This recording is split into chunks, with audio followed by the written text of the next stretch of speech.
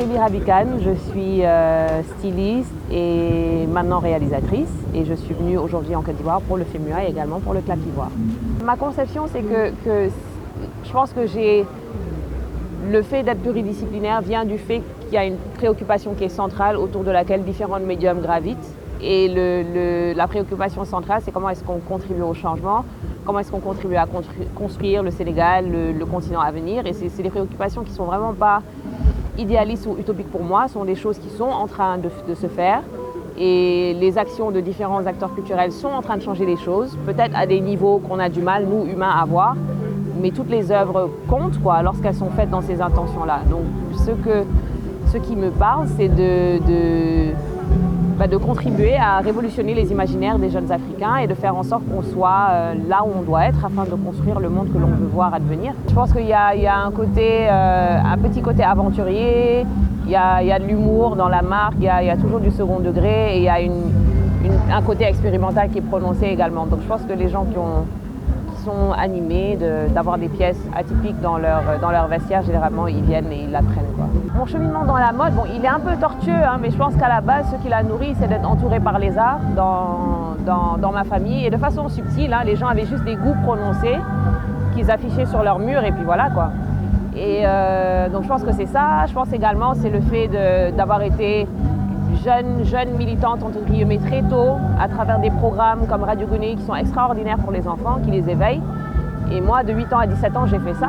J'ai fait des interviews, on m'a rappelé que ma voix était importante, au même titre que celle d'autres enfants, et ça m'a donné énormément de chance. Donc si j'ai eu le courage de laisser mes études de droit et de m'orienter en mode, c'est parce qu'à un moment, on m'a dit que tu avais le droit de tracer le sillon de ta propre vie. Non, j'en avais pas entendu parler. Je savais que le Magic System avait créé un festival dans leur village, mais je ne me rendais pas compte que c'était un festival de cette magnitude-là. Et je ne me rendais pas compte également qu'ils avaient tant cette bipolarité-là, un pied ancré dans les arts et un pied résolument ancré dans le social. Donc je suis contente d'être là. Quand je suis rentrée de mes études et que je suis arrivée à Dakar, ce qui m'a frappée tout de suite, c'est le fait que les collectifs d'artistes avaient ce besoin de rendre aux quartiers dans lesquels ils viennent, ce besoin de faire travailler les maires qui font des beignets, des plats, etc. dans les festivals. Donc ce caractère communautaire-là, il est devenu comme une ADN chez moi. Donc je le comprends et puis je le salue. Je pense qu'on a dépassé le stade de preuve ou le stade de montrer, je ne sais pas comment le dire, mais le stade de la monstration. Je pense qu'on est à un moment où il faut que l'on prenne soin de nous et que l'on révolutionne les imaginaires des Africains sur eux-mêmes d'abord.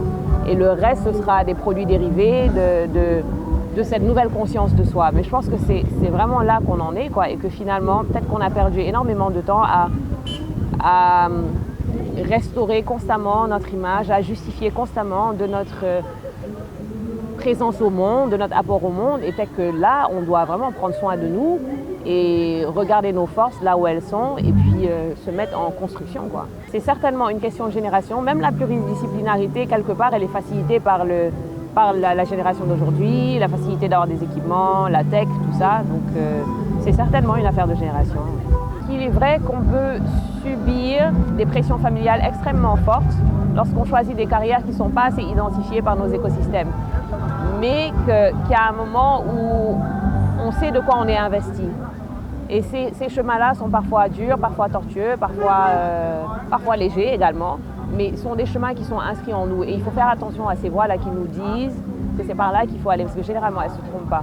Personnellement, ce qui m'intéresse, c'est de voir à quel point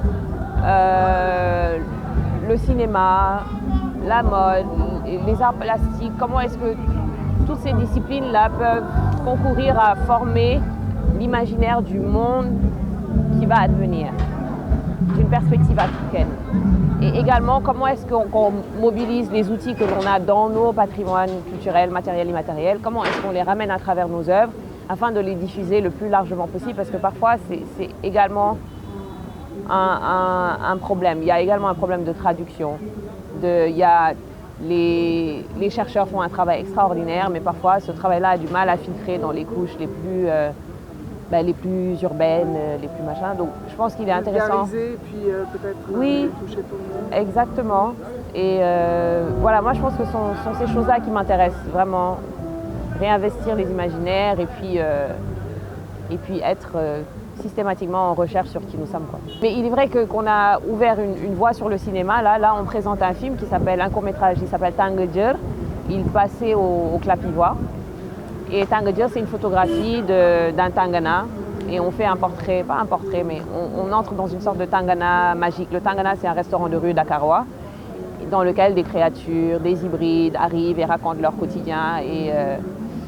Et voilà, c'est ce qu'on vient de présenter au Clapivoix. Donc je pense que des œuvres comme ça me donnent envie d'en faire plus.